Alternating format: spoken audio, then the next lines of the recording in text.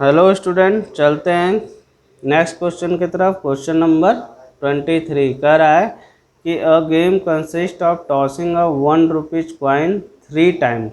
कह रहा है कि एक गेम है, ठीक है, जो कि 1 रुपीज कॉइन को 3 टाइम कंसिस्ट कर रहा है, ठीक। And nothing its outcome each time. Hanif wins if all tosses give the same result. कह रहा है कि एक कॉइन को तीन बार टॉस किया जाता है एक कॉइन को, और कह रहा है कि हनीफ तब जीतेगा जब तीनों बार कॉइन पे सेम चीज़ें आए। कॉइन में क्या होता है, हेड टेल। अगर पूरा हेड आएगा तब हनीफ जीत जाएगा, या पूरा टेल आएगा तब हनीफ जीत जाएगा, ठीक है। कह रहा है what is calculate the probability that Hanif will lose the game. कह रहा है कि हनीफ को लूज करने की क्या प्रोबेबिलिटी होगी। जब इस तरीके के क्वेश्चन आए तो हम कितने आउटकम निकालते हैं। तो आउटकम निकालने के लिए क्या होता है, फॉर्मूला होता है 2 to the power n। N 3 जो टाइम्स है, n इजकल टू क्या है, times. Times means how many times. जैसे यहाँ पे n क्या है, 3 टाइम्स बोला है, तो टोटल आउटकम कितना हो जाएगा। टोटल आउटकम जो होगा वो 2 टू द पावर 3, ये हो जाएगा 8 टोटल आउटकम हो जाएगा, ठीक है। अब 8 आउटकम आपको लिखना है। कैसे लिखेंगे, देखिए 8 का हाफ हाफ कर दीजिए। एक कॉइन पे हेड आएगा और या टेल आएगा, ठीक। तो 8 को 2 में डिवाइड कर दीजिए, हेड में और टेल में। तो 4 हेड और 4 टेल। तो पहले हेड हेड हेड हेड लिख दीजिए, फिर टेल टेल टेल टेल लिख दीजिए, ठीक है। अब 4 हेड था ना, तो 4 को 2 पार्ट में डिवाइड कर दीजिए, मतलब 2 हेड और 2 टेल। इसको 2 हेड और 2 टेल, ठीक है। अब फिर 2 हेड है तो इसको हेड और टेल में, 2 टेल है तो एक हेड और फिर टेल, फिर 2 हेड है तो एक हेड और एक टेल, 2 टेल है तो एक हेड और एक टेल। अब देखिए तीनों पे जब सेम वैल्यूज होगी, मीन्स सेम होगा, या तो हेड होगा या तो टेल होगा, तब हनीफ क्या हो जाएगा, जीत जाएगा। तो हनीफ जीत जाएगा। हमें क्या फाइंड करना है, probability that Hanif will lose the game. मतलब इतने जो आउटकम होंगे, इतने आउटकम पे हनीफ हार जाएगा, मीन्स लूज करेगा। तो probability of Hanif lose the game, lose the game, कितने ऐसे आउटकम्स है जिसमें लूज करेगा, 1 2 3 4 5 6। ये हो जाएगा 6/8, ये आ जाएगा 3/4। तो उसकी हनीफ को लूज करने की प्रोबेबिलिटी कितनी हो जाएगी, 3/4। क्यों 3/4, क्योंकि तीनों बार जब डाइस को टॉस किया, कॉइन को टॉस किया जाएगा, तीनों में सेम रहेगा तब हनीफ जीत जाएगा। तो 2 केस में हनीफ जीत रहा है और 6 केस में हनीफ हार रहा है, तो 6/8 हो जाएगा, ठीक है।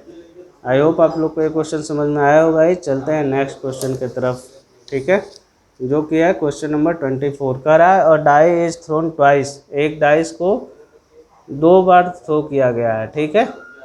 What is the probability that 5 will not come up either time, ठीक है।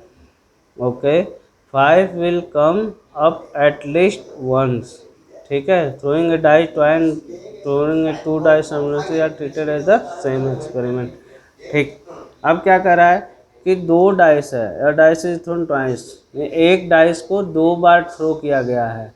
तो जब एक डाइस होता है, 1 डाई थ्रो करते हैं तो कितने आउटकम आता है, 6। कौन से 1 2 3 4 5 6।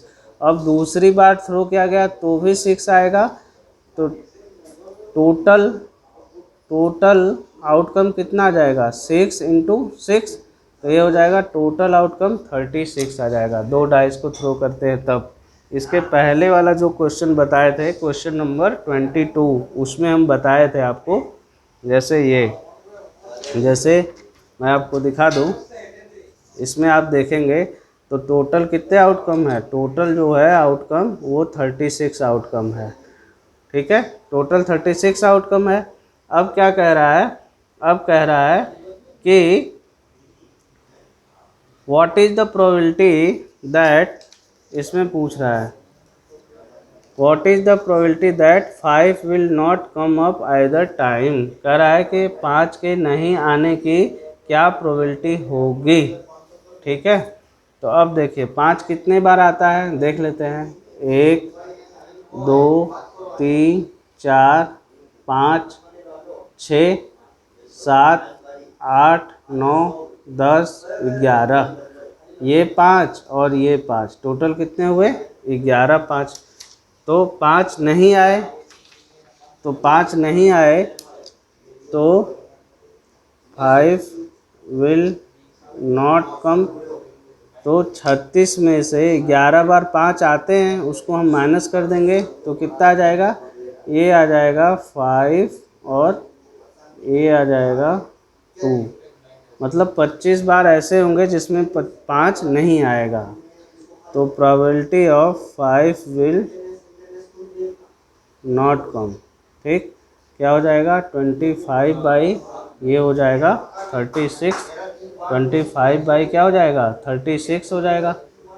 ठीक है, तो ये आपको पहला क्वेश्चन सॉल्व हो गया। दूसरा क्या कह रहा है, कह रहा है 5 विल कम एटलीस्ट 1।